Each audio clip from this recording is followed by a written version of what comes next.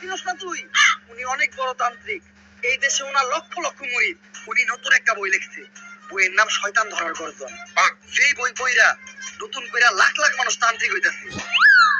কিন্তু লালু ভাই, আশেপাশে তো কোনো তান্ত্রিক বা মুরিদ দেখতেছি না। আরে ওগুলা তো সব ফেসবুক আর টিকটকে। বাবা, সঞ্জনা নামের এক আত্মার আমার ধরতে হইব বাবা। আপনি আমার সফল হওয়ার একটা উপায় দেন। যদি সফল হতে চাও তাহলে আমার লেখা এই বইটি নাও, শয়তান ধরার গর্জন।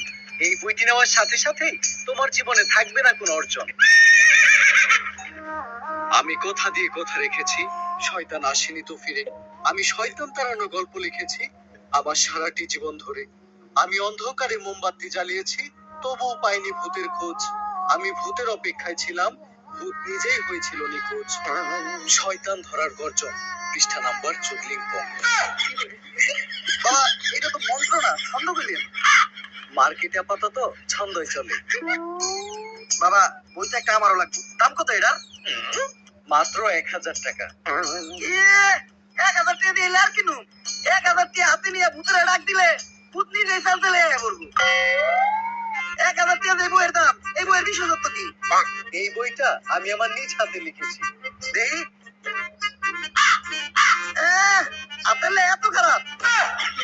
এই বইয়ের প্রথম পৃষ্ঠায় কি লেখা? মানুষকে ভোদাই বানানোর ১০০টি উপায়।